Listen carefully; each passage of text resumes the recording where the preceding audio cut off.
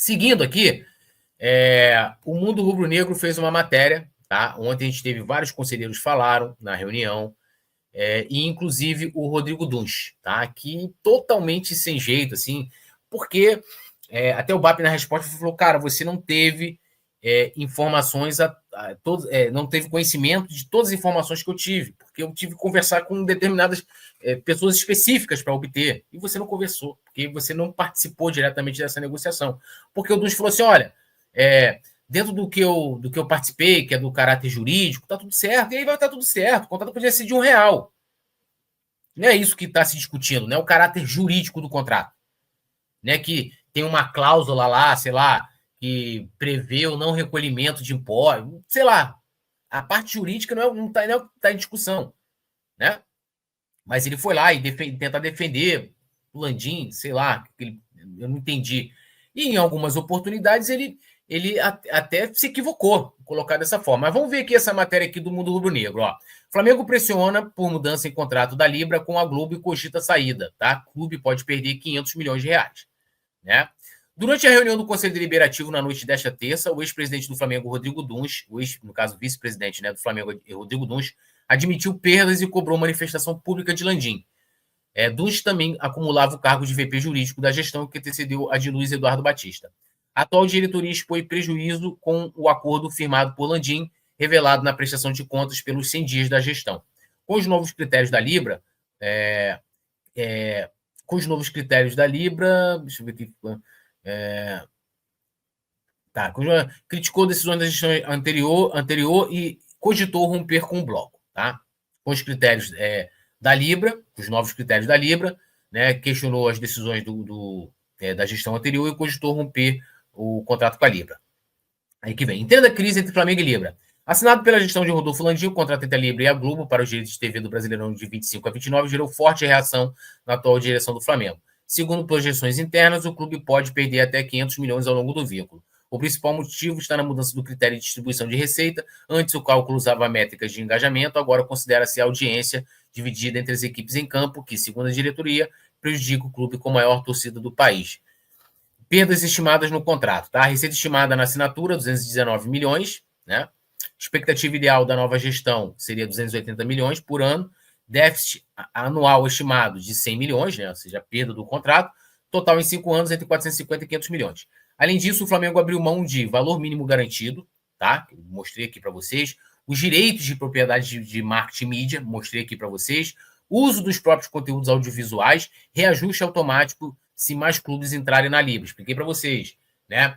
Se clubes saírem, diminui o bolo. Se entrarem, o bolo não aumenta e você tem que aumentar, na verdade, a fatia de divisão.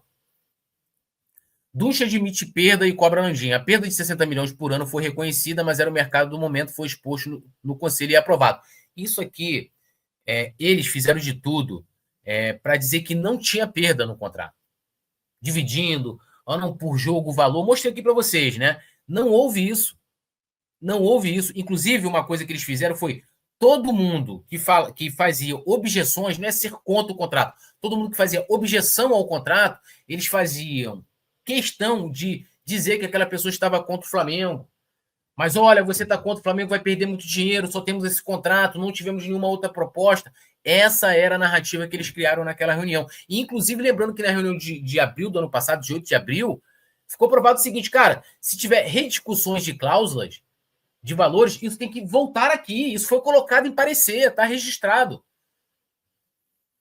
Então, quando ele diz aqui que isso foi reconhecido, não. Eles, inclusive, colocaram que era narrativa, porque no início o pessoal colocava que era 80 milhões, e aí, não, isso tudo é narrativa, que não sei o quê. E eles, em nenhum momento, eles reconheceram a perda. Tá? O que aconteceu é que chegou na reunião, quando você foi botar o garantido, você não tinha como. Números né, cara, é factual, é concreto. 2 mais 2 é 4, não é 5. Então, na hora de você colocar ali o comparativo, principalmente quando você entrava na parte de pay-per-view, né, que era um valor variável, né, por outras maneiras de se medir, né, só de você perder o valor mínimo garantido, amigo, você já tinha uma diferença absurda no contrato.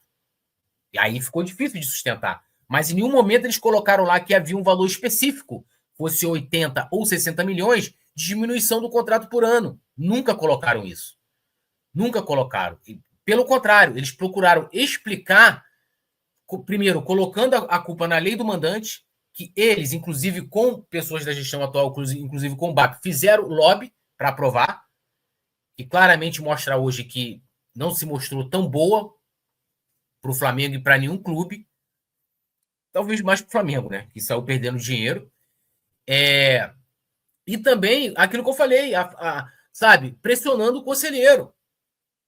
Temos que aprovar, não temos outra proposta, não sei o quê, papapá, o mercado agora está assim e tal, e quase se diminuindo o poder do Flamengo no mercado. Aí vem aqui, ó, durante a reunião de 29 de abril, no caso de ontem, né, Dunche afirmou que o contrato foi validado pelo conselho e tudo é sempre assim. Ah, tem coisa errada, mas vocês aprovaram. Mas aprovaram como? Em que condição? Eu votei contra, eu tô tranquilo, tá? Só para falar para vocês. Mas aprovaram em que condição? Da maneira que eu falei aqui para vocês. A minuta não foi o contrato na íntegra disponibilizado, foi uma minuta. O contrato ficou lá para fazer o parecer, a minuta, no caso, e para apreciação por 5 dias. Nesse nível, tá? Reunião extraordinária, correria, final de semana no meio, né? Nessa condição, né? Ele ainda cobrou uma manifestação pública de Landim dizendo que o ex-presidente vai gravar um podcast para explicar a decisão. O Landim não foi na reunião de ontem, cara. Aí até falou lá, teve um bate-boca, que ele falou assim, que aí ele foi falar lá que o Lomba, sei lá, não tinha atendido, não tinha respondido, e o Lomba falou que não ia dar para fazer uma outra reunião. Chegou a bater boca lá com o Lomba, e o Lomba falou, não, isso aí não é verdade. Ele falou, você traz uma versão, tipo, chamando o Lomba de mentiroso, né? Essa é a sua versão. Ele, não, tá no meu telefone aqui, falei com o Landim. Né? Ou seja, para ele estar presente e explicar. Ele não foi. A única reunião que ele foi a do balanço, porque ele tinha interesse. Porque se coloca alguma ressalva, seria se é aprovado com alguma ressalva, tem uma live aqui específica sobre isso, ficaria materializado o seu descumprimento. Isso ficou, né? Mas legalmente, estatutariamente falando, o descumprimento do estatuto dele, que ele poderia ter sanções futuras. Mas ontem ele não foi. Aí o Duns falou lá, muita gente se manifestou contrário, inclusive eu também, porque é um absurdo. Ó, gente, o Landim tinha que estar aqui para se explicar, mas ele não pôde vir. Aí começou lá um bate-boca com o Lomba, né? Ele querendo chamar o Lomba de mentiroso, o Lomba falando que falou com o Landim. E ele vai gravar um podcast, tá? Ou seja, ele vai gravar um podcast com perguntas preparadas, prontas, né? Um ambiente controlado, mas é muito fácil, pô. E aí ele vai... Eu já até sei qual a explicação que ele vai dar. Eu adianto para vocês. Vai falar que o mercado, na época, estava assim, que não sei o quê. Mas aí ele vai esquecer de falar. Inclusive, uma das minhas primeiras perguntas era o seguinte: Landim, qual era o contrato? A proposta lá do investidor, da Liga Forte União? Por que você não considerou? Né? Bom, então ele disse isso, né? A gente está dependendo desse podcast, né? A gente vai ver onde ele vai aí, provavelmente num ambiente controlado, com perguntas previamente combinadas, né? Ele deve ir lá para a gente aguardar a explicação do Landim, né? Por que ele não usou poder de veto e não apresentou a outra proposta. Eles omitiram isso do conselho, de que tinha uma outra proposta, mesmo que em condições diferentes. Porque também, depois, ele não usou poder de veto na reunião da Libra, que mudou as cláusulas, na Assembleia da Libra, que mudou as cláusulas do contrato. Por que depois ele não levou essas alterações para que fossem rediscutidas no conselho? Tem que explicar tudo isso, né?